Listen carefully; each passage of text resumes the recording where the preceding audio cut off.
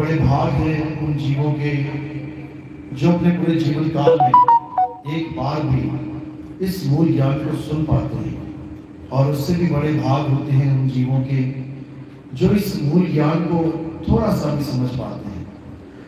क्योंकि सुनना आसान है, आए बैठे घंटा 2 घंटा सुन के चले गए, लेकिन इस ज्ञान को समझना, इसकी गहराई में उतरना, इसका चिंतन मनन करना, ये कोई आम बात नहीं है कि कोई भी इस ज्ञान को समझ लेगा, ऐसा नहीं है। जिस पर मालिक की कृपा हो, बंदी छोड़ की दया हो, केवल वही इस ज्ञान को समझ पाता है, अन्यथा कोई नहीं। तो आज इसी मूल ज्ञान को समझने की कोशिश करेंगे, और मैं अरदास करूंगा मालिक से कि मेरी हर बात आपकी समझ में आए, आपके विवेक शक्ति में बढ़ावा हो, मैं बस यही चाहता हूँ। तो आज का सत्संग हम सत्य और असत्य पे, सत्य और असत्य के निर्णय पे करेंगे कि आखिर सत्य क्या है, असत्य क्या है, झूठ क्या है, सच क्या है। लोग कहते हैं ये धर्म झूठा है, वो धर्म झूठा है। कोई कहता है वो जात छोटी है, वो जात बड़ी है। आज इस बड़े छोटे का, झूठे सच्चे का सारा खेल खत्म करेंगे और निर्णय करेंगे कि आखिर सत्य है तो है क्या। तो आज का सत्संग शुरू करने से पहले परमात्मा के नाम पे जयकारा लगाएंगे। बोलिए परम पिता परमात्मा की, सदगुरु बंदी छोड़ कबीर साहेब की, सभी संतों की, सभी भक्तों की, आज के आनंद की, सत्संग कराने वालों की, इनके माता पिता की, गांव नगर बस्ती की, सदगुरु मदनपति साहिब की, सदगुरु ज्वालपति साहिब की, सदगुरु राम सेवक साहिब की, सदगुरु वैरागपति साहिब की, कलीनापुर धाम की। बोलिए परमपिता परमात्मा की सदा ही जय हो। साहिब बंदगी सदा। तो आज आपके शहर में जो मूल ज्ञान का सत्संग होने जा रहा है, ये वो सत्संग है जो बड़े बड़े ऋषि मुनियों को, जो बड़े बड़े पीर पैगंबरों को प्राप्त नहीं हो पाता। धन्य भाग है कि आपके गांव में ये सत्संग हो रहा है, आपके शहर में ये सत्संग हो रहा है। घर बैठे आपको सत्य और असत्य का विवेक प्राप्त हो रहा है। नहीं तो बड़े बड़े ऋषि मुनियों ने घर बार त्यागा, माँ बाप को छोड़ा, बच्चों को छोड़ा, राजपाट छोड़ा और निकल गए सत्य की खोज में। सोचो, महात्मा बुद्ध जैसे अपना घर बार छोड़ के निकल गए सच खोजने, आखिर सत्य है क्या। राजा तो वो पहले से ही बने हुए थे, कोई पैसे की कमी नहीं, कोई आमदनी की कमी नहीं, कोई राजपाट की कमी नहीं, ऐशो आराम की कमी नहीं, जन्म ही राजा के घर हो गया। लेकिन जब उनकी आंखों के सामने एक बीमार आदमी, एक बूढ़ा आदमी और एक मरा हुआ आदमी जब उनकी आंखों के सामने आया, तब उनकी हालत खराब हो गई।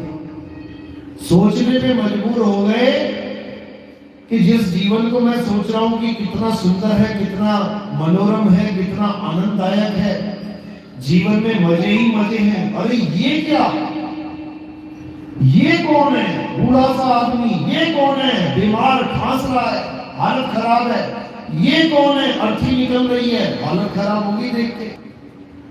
दिन भर सोचते रहे, रात भर सोचते रहे कि आखिर ये है क्या, इस जीवन का सत्य है क्या, क्या ये सब मेरे साथ भी होगा। मैं भी एक दिन बीमार हो जाऊंगा, मैं भी बूढ़ा हो जाऊंगा, मैं भी मर जाऊंगा। क्योंकि राजपाट में ऐसा माहौल दिखाया जाता था उन्हें कि जैसे बस खुशियां ही खुशियां हैं इस जीवन में। तो जैसे ही लोग गम सामने आया, जीवन की असलियत सामने आई, तो क्या किया, बीवी बच्चों को सोता हुआ छोड़ के चले गए, माँ बाप को सोता हुआ छोड़ के चले गए, राजपाट को ऐसे त्याग दिया और जंगल में चले गए सत्य खोजने। सत्य का कोई जंगल में पड़ा हुआ था जो वहां खोजने चले गए? सत्य खोजने का मतलब है कि ज्ञान प्राप्त करने कि आखिर सत्य है तो है क्या। ये इंसान जन्म मिला है तो मिला क्यों है, कारण क्या है? हमें कुत्ता बिल्ली बकरा नहीं बना दिया, गाय भैंस बैल नहीं बना दिया, इंसान बनाया है। कुछ तो कारण होगा, आज उसी कारण को जानना है। तो महात्मा बुद्ध बहुत से गुरुओं के पास गए, किसी ने कुछ दिया, किसी ने कुछ दिया, किसी ने कुछ दिया, लेकिन तृप्ति नहीं हुई। फिर क्या हुआ? फिर अपने आप से साधना करने लगे, खाना छोड़ दिया, बिल्कुल दुर्बल हो गए। छोटी सी नदी थी, वो भी पानी हो पाई, वहीं गिर गए। सुजाता नाम की एक औरत ने फिर उनको खीर खाने को दी। तब जाके उनको समझ में आया कि ना तो शरीर को बिल्कुल तपा देना है और ना ही इस शरीर को पूरे आलस में लेके आना है, मध्यम जीवन जीना है। तो ये ज्ञान तो किसी आम आदमी को भी हो सकता है, कोई बड़ी बात नहीं है कि ज्यादा परेशान भी नहीं होना चाहिए, ज्यादा सुखी भी नहीं होना चाहिए। अति इसकी भली नहीं है, अति उसकी भी भली नहीं है। बात यहां सत्य की थी, सत्य को खोजना था, सत्य क्या है, और उसकी जगह जीने की विधि खोज के आ गए। तो सत्य क्या है ये महात्मा बुद्ध भी नहीं जान पाए। वो भी अपनी सांसों को ही देखते रहे, सालियों को जो बची हुई थी, उससे भी प्राप्ति नहीं हुई। तो सत्य क्या है इसको समझना है। तो गीता के अनुसार, संतों की वाणियों के अनुसार सत्य क्या है? सत्य केवल एक है और पूरे जगत के लिए एक है, हर धर्म के लिए एक है, हर जात के लिए एक है। सत्य केवल और केवल एक है, लेकिन वो है क्या, ये कैसे पता लगे? तो क्या कहती है गीता, अध्याय 2 16वां श्लोक, हे अर्जुन, इस दुनिया में दो प्रकार के तत्व हैं, एक असत्य और एक सत्य है। असत्य क्या है? जो जन्मता और मर जाता है, जो पल पल बदलता है, जो सदा एक सा नहीं रहता, वो असत्य है। असत्य यानी माया, कहते हैं झूठी माया झूठी काया। ये झूठी माया ही है जो सत्य बनी बैठी है। ये माया हर जगह विद्यमान है। इस संसार में इतना भी क्षेत्र खाली नहीं है जहां माया विद्यमान नहीं है। कहीं भी नजर घुमा के देख लो, सूरज चांद सितारे धरती आकाश पाताल सब माया है। मंदिर मस्जिद गुरुद्वारे चर्च ग्रंथ मूर्तियां पूजा पाठ हवन यज्ञ सब माया है। ये जितनी भी नदियां बह रही हैं सब माया है। क्यों? क्योंकि जन्म और मरण हो रहा है, पैदा और नाश हो रहा है, बदलाव हो रहा है। आज पानी इतना है कल इतना हो गया, आज पौधा इतना है कल इतना हो गया, आज इंसान छोटा है बढ़ता जा रहा है। ये सब माया है। तो गीता में बिल्कुल स्पष्ट कर दिया कि जो भी चीज घट रही है, बढ़ रही है, बदल रही है, पैदा हो रही है, मर रही है, वो सब माया है। यही कबीर साहब कह रहे हैं, संतों जो दिखे सो माया, जो तुम्हें दिख रहा है वो सब माया है। कहीं भी नजर घुमा के देख लो। यही तुलसीदास जी कह रहे हैं, गो गोचर जहां लग मन जाई और तहां लग माया जानो भाई। ये सब माया है। जहां गो गोचर, इस निगाह जहां तक निगाह जा रही है, ये सब माया है। इसी माया में सारा संसार भटका पड़ा है। सारा संसार, कोई मूर्ति को सत्य मान बैठा है, भगवान मान बैठा है, मूर्ति आंखों से दिख रही है ना, माया है। कोई नदियों को भगवान परमात्मा मान बैठा है, उसी में सोच रहा है डुबकी मारूंगा मुक्ति हो जाएगी। गंगा नदी जिसका अपना पुत्र कौन था? भीष्म पितामह। गंगा का अपना पुत्र उसके कर्म नहीं काट पाई, उसको सारी उम्र यातनाएं भुगतनी पड़ी, उसको सारी उम्र दुख भुगतना पड़ा। अंत भी कैसा मिला? तीर पे तीर, तीर पे तीर, छलनी कर दिया तीर, तीर की सेज पे लगा दिया उसको अर्जुन ने। किसका पुत्र था? साक्षात गंगा माता का। बताओ, अपने पुत्र के कर्म नहीं काट पा रही है, उसको महादुख भोगना पड़ रहा है। तुम क्या लगते हो गंगा के कि तुमने जाके डुबकी मारी, निकल के बाहर आ गए कि मैं तो मुक्त हो जाऊंगा? कोई मुक्त ना होने वाला। ये भोग सबको भोगने पड़ेंगे, लेकिन एक रास्ता है कि इन सारे कर्मों के जाल से, कर्मों के बंधन से आप मुक्त हो सकते हैं बड़े आराम से, बिना किसी नदी में डुबकी लगाए। और वो क्या है? सत्य को जानना। बस सत्य को जानना है। जिसने सत्य को जान लिया, समझ लो वो निकले गए जंजाल से। तो सत्य क्या है? हे अर्जुन, सत्य केवल एक है, और वो क्या है? आत्मा ही सत्य है। ये आत्मा ही सत्य है। इस आत्मा का ना तो कभी जन्म होता है, ना ही आत्मा की कभी मृत्यु होती है। ये आत्मा कभी बदलता नहीं है। ये आत्मा अजर अमर अखंड अविनाशी है। समझ लो, शरीर जन्मता है, मरता है, नाशवान है। नाशवान शरीर असत्य है, और जो शरीर की पूजा करता है वो असत्य की पूजा कर रहा है। देख लो आज किसकी पूजा हो रही है? किसी ना किसी रूप में शरीर की ही पूजा हो रही है। भोले शंकर का शरीर, राम जी का शरीर, हनुमान जी का शरीर, शेरावाली माता का शरीर, गणेश जी का शरीर, सबके शरीरों की पूजा हो रही है। भगवानों को तो छोड़ो, जो जानवर उनके पास है उनकी भी पूजा हो रही है। नंदी जी की पूजा हो रही है, चूहे की पूजा हो रही है, गणेश जी के पास बैठे, शंकर जी के सांप की पूजा हो रही है, जानवरों की भी पूजा हो रही है, लेकिन शरीर की। और शरीर क्या है? असत्य है। यानी शरीर की पूजा करोगे तो जीवन में असत्य ही रहेगा, सत्य नहीं आ सकता। और अगर सत्य को जान लोगे तो फिर असत्य ठहर नहीं सकता। समझ लो, वैसे भी केवल पत्थरों की पूजा हो रही है।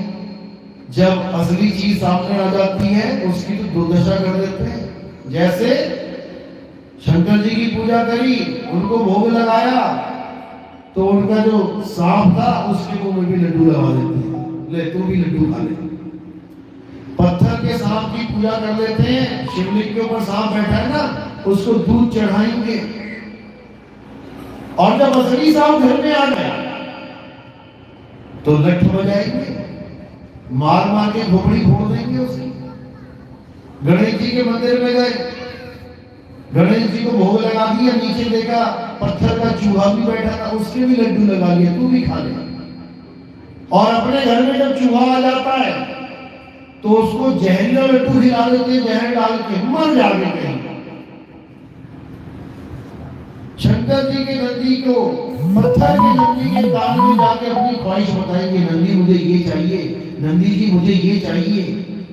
और जब असली नंदी खेत में घुस के गेहूं खाए तो पीछे से दे लठ, दे लठ। तो पत्थरों को तो भगवान माना जा रहा है, और जो असली जीव है, अविनाशी जीव है, जो जीवित है, उसके लठ बजाए जा रहे हैं, जहर खिलाए जा रहे हैं। ये तो हमारा धर्म नहीं था भाई, ऐसा तो धर्म नहीं था हमारा। क्या था हमारा धर्म? हम सबका एक ही धर्म है, चाहे कोई हिंदू है, चाहे मुसलमान, चाहे सिख या कोई ईसाई हो, धर्म केवल एक है, और वो क्या है? सत्य सनातन धर्म। इस दुनिया में केवल एक ही धर्म है, बाकी सब क्या है? बाकी सब पंथ हैं, मत हैं, संप्रदाय हैं। ये मत मतांतर है, अलग अलग मत आए, अलग अलग हो गए लोग, लेकिन धर्म धर्म एक था, एक है, एक रहेगा और उसका नाम है सत्य सनातन धर्म। उसी का जयकारा लगाया जाता है, बोलिए सत्य सनातन धर्म की। ये है हमारा धर्म और ये पत्थर का पूजने का धर्म नहीं है, समझ लो। सत्य सनातन की धर्म की परिभाषा जान लो पहले। सत्य सनातन कहते किसे हैं? धर्म तो बाद में देखेंगे, पहले परिभाषा तो पता लगे। तो क्या है सनातन? सनातन उसे कहते हैं जो सदा सदा रहे, जिसका कभी नाश नहीं होता। लग रहा था मुझे। सत्य सनातन धर्म का कभी नाश नहीं होता, वही सत्य सनातन धर्म है। और ये धर्म कोई पत्थरों को पूजने वाला धर्म नहीं है कि तुम पत्थरों की पूजा करने लगो। किसको पूजने वाला धर्म है? गीता अध्याय 2 24वां श्लोक पढ़ो, तुम्हें पता लगेगा सत्य सनातन धर्म का क्या है। हे अर्जुन, ये सत्य सनातन धर्म और कोई नहीं, आत्मा है। ये आत्म देव है, ये आत्मा अछेद्य है, ये अशोष्य है, ये आत्मा अचल है, अडोल है, अबोल है, अकह है, सदा स्थिर रहने वाली है। ये आत्मा ही सत्य सनातन है। इस आत्मा को जाना, जिसने इस आत्मा को जान लिया हे अर्जुन, वो इस जन्म मरण के भवसागर को सदा सदा के लिए पार कर जाता है। वो वापस इस गर्भ जुग में नहीं आता। ये सत्य सनातन धर्म ऐसा ही है मेरे भाई। जो सत्य सनातन धर्म को समझ लेता है वो फिर वापस इस गर्भ जुग में नहीं आता, वो सदा सदा के लिए मुक्त हो जाता है। ये इस धर्म की खासियत है। ये वो धर्म नहीं है कि यहाँ बार बार आना है, बार बार आना है। इस धर्म में आते ही जन्म मरण का खेल खत्म, क्योंकि यही धर्म सत्य धर्म है। इसके अलावा इस दुनिया में कोई सत्य नहीं है। तो क्या कहते हैं?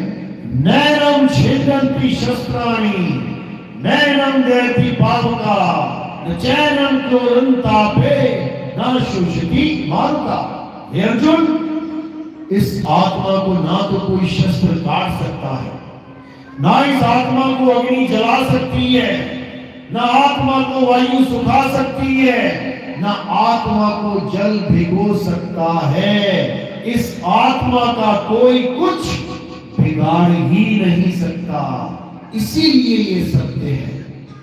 और जिसको काटा जा सके, मारा जा सके, जलाया जा सके, दफनाया जा सके, वो असत्य है।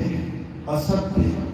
तो छोटी सी डेफिनेशन है, अगर समझ में आ गई तो कल्याण हो जाएगा, और नहीं समझ में आई तो जीवन सत्यानाश हो जाएगा। समझ लो। तो क्या करना है? अब केवल सत्य को जानना है। सत्य हमारी आत्मा है।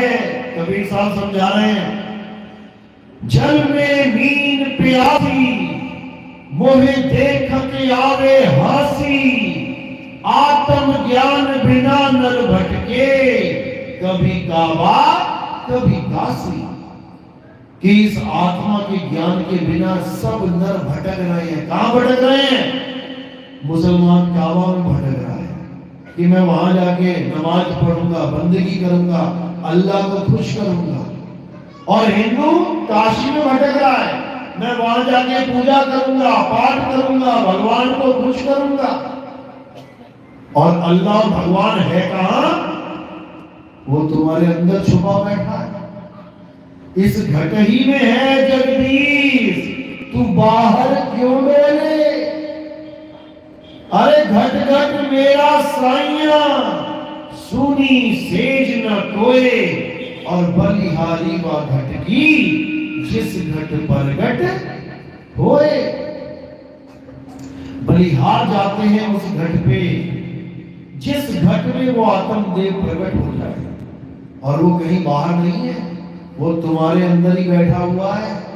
तुम्हारे अंदर मतलब काया के अंदर नहीं, तुम्हारे अंदर मतलब आत्मा के अंदर, तुम्हारी आत्मा में विराजमान है वो। इसीलिए साहिब ने बोला आत्म में राम और राम में आत्म, चीनस गुरमुख विचारे। अगर परमात्मा को पाना चाहते हो, वो तुम्हारी आत्मा में छुपा बैठा है। कैसे छुपा है? जैसे तिल के दाने में तिल का तेल,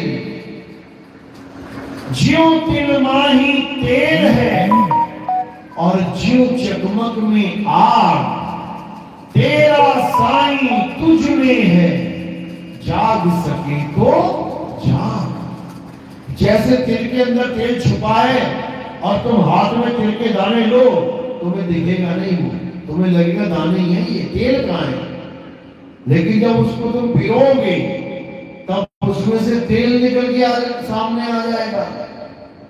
दो पत्थर हो, दो पत्थर देखने के बाद कोई नहीं कहेगा कि इसमें आग होगी, लेकिन जैसे ही टकराया आपस में, देखो चिंगारी निकल गई। छुपी हुई है, वो छुपी हुई है तुम में।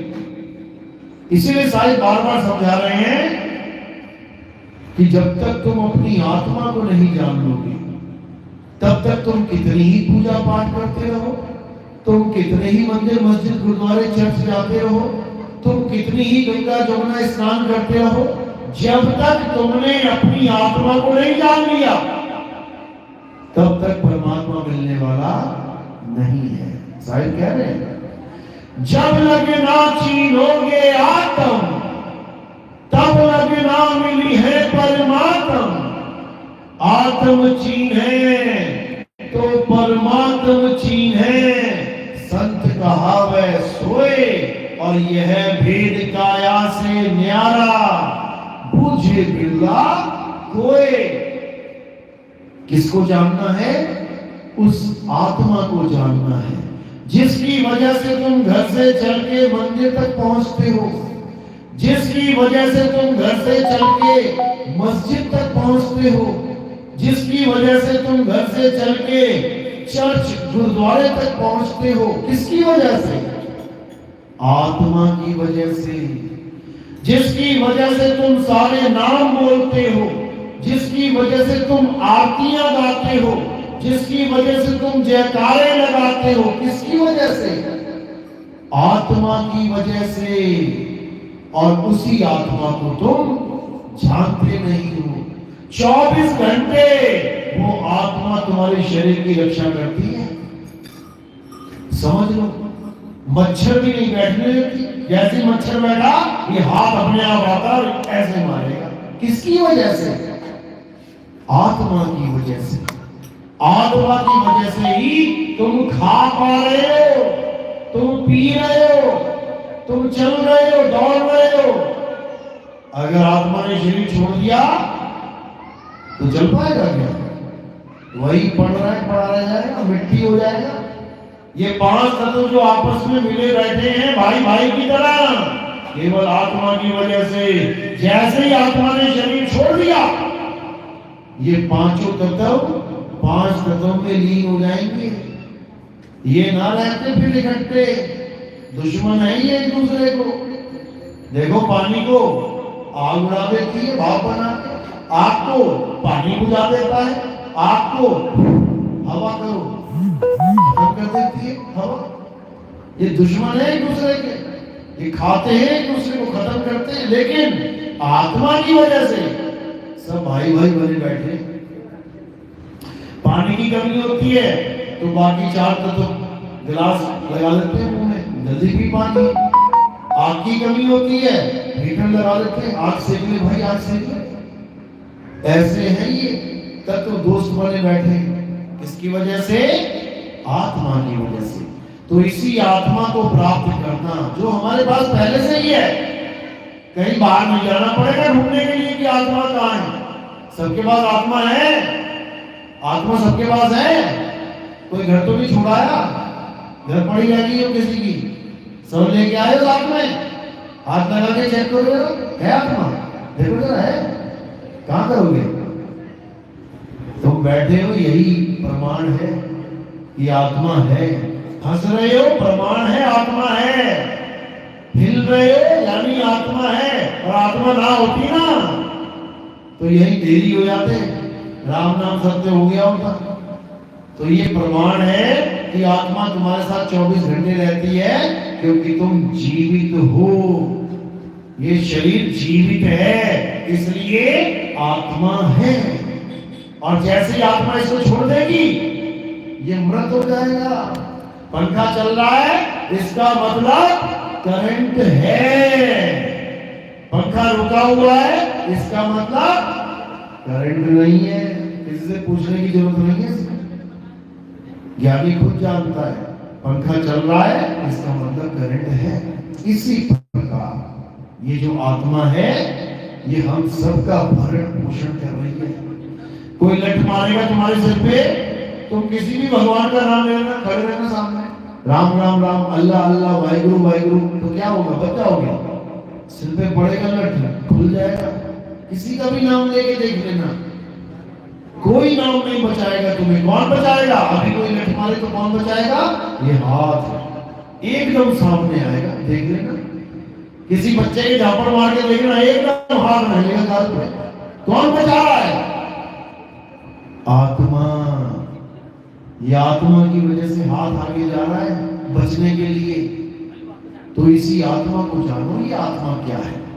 तो कबीर साहब क्या समझा रहे हैं कि इस आत्मा को जानने के लिए पहले तुम्हें अनात्मा को जानना पड़ेगा। अनात्मा यानी जो आत्मा नहीं है।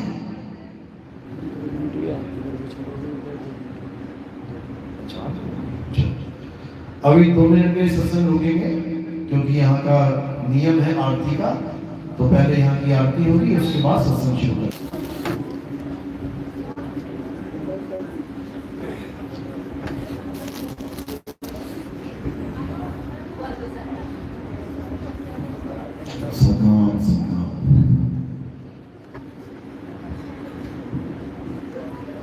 तो जो कुछ भी है आत्मा ही है। आत्मा के अलावा हर चीज खंडित है। इसलिए कबीर साहब कहते हैं कि जो चीज खंडित हो जाए वो पूजनीय नहीं है, और जो अखंड है केवल वही सत्य है। तो कह रहे अखंड साहिब का नाम और सब खंड है। खंड मेर सुमेर, खंड ब्रह्मांड है। ये पूरा संसार जो तुम्हें दिखाई दे रहा है, ये भी बनाया हुआ है।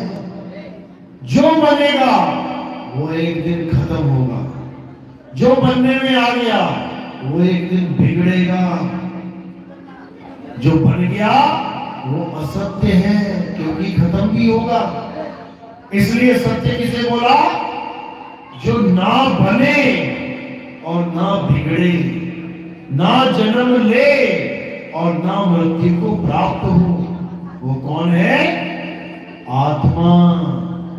कृष्ण जी गीता में उसी आत्म तत्व की महिमा गाते गाते अर्जुन को समझाते समझाते थक गए, लेकिन अर्जुन के पल्ले ना पड़ी बात।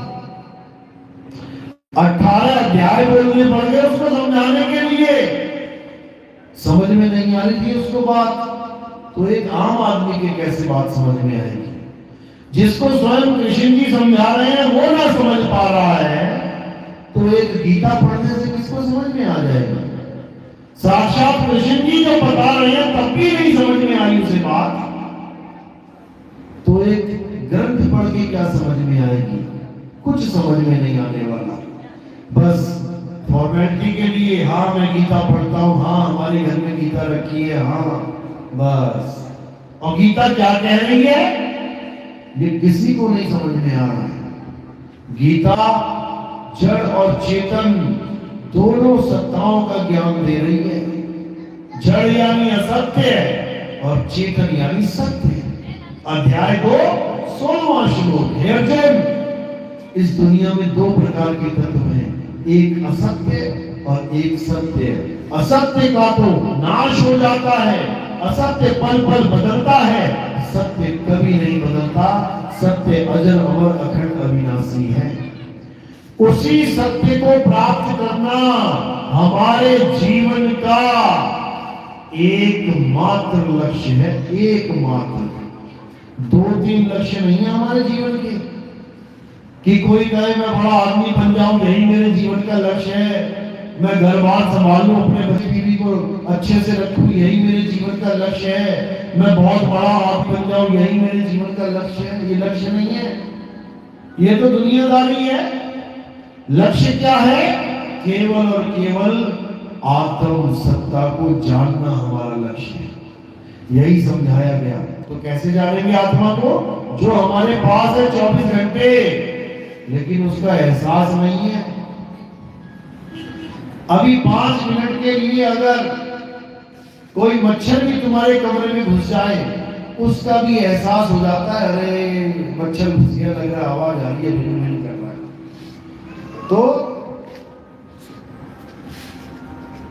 तो क्या है? मच्छर की भी आवाज तुम्हें आभासित हो जाती है कि इस कमरे में दूसरा कोई है, लेकिन आत्मा 24 घंटे तुम्हारे साथ रहती है, तुम्हें उसका आभास तक नहीं होता सारी उम्र। कि एक बार भी सोचूं कि मेरा हाथ उठ रहा है तो क्यों उठ रहा है, मैं चल रहा हूं तो कैसे चल पा रहा हूं, मैं बोल रहा हूं तो कैसे बोल रहा हूं। एक मुर्दा नहीं बोल रहा, एक मुर्दा नहीं चल रहा, एक मुर्दा नहीं खा रहा पी रहा, एक मुर्दा नहीं हंस रहा, मैं हंस भी रहा हूं, चल भी रहा हूं, खा भी रहा हूं, पी भी रहा हूं। आखिर ऐसी क्या चीज है जो मेरे पास तो है लेकिन उस मुर्दे में नहीं है? क्या है वो? आत्मा।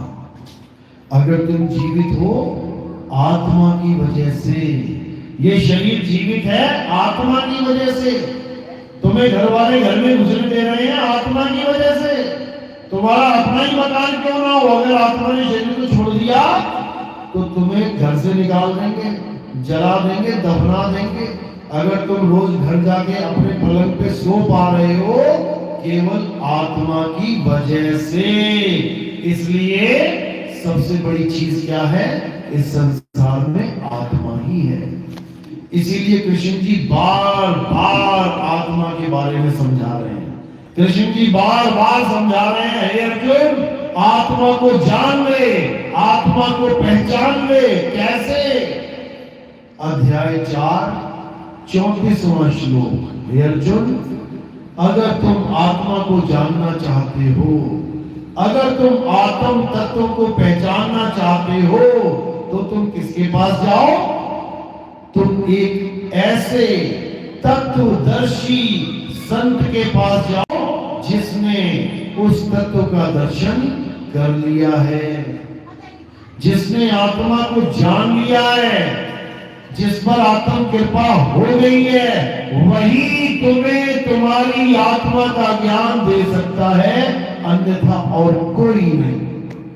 मंत्र जपवाने वाले, तपस्या करवाने वाले, दरबार छुड़वाने वाले गुरु लाखों मिल जाएंगे, लाखों। किसी के भी पास चले जाओ, गुरु जी मुझे नाम दीक्षा दे दो। बेटा किसकी पूजा करते हो? राम जी की। चलो तुम राम राम ही जपो। गुरु जी मुझे नाम दीक्षा दे दो। तुम किसकी पूजा करते हो? कृष्ण जी की। तुम हरे कृष्ण जपो। तुम किसकी पूजा करते हो? जग जननी जगदम्बा की। तुम जगदम्बा जपो। बताओ, ऐसे गुरु लाखों करोड़ों मिल जाएंगे तुम्हें। लेकिन कृष्ण जी क्या समझा रहे हैं कि तत्वदर्शी संत ये बड़े भागों से मिलता है। जन्मों जन्मों के पुण्य उदय होते हैं, तब जाके ये शरीर मिलता है। उसके बाद परमात्मा की कृपा हो, तब जाके तत्वदर्शी संत मिलता है, अन्यथा नहीं मिलता। ये जपी तपी सन्यासी घड़े मिल जाएंगे, लाखों करोड़ों की हिसाब से बैठे हैं यहाँ पे, लेकिन तत्वों का ज्ञान समझाने वाला तत्वदर्शी संत ये बिरला होता है मेरे भाई, करोड़ों में कोई एक। उसके बाद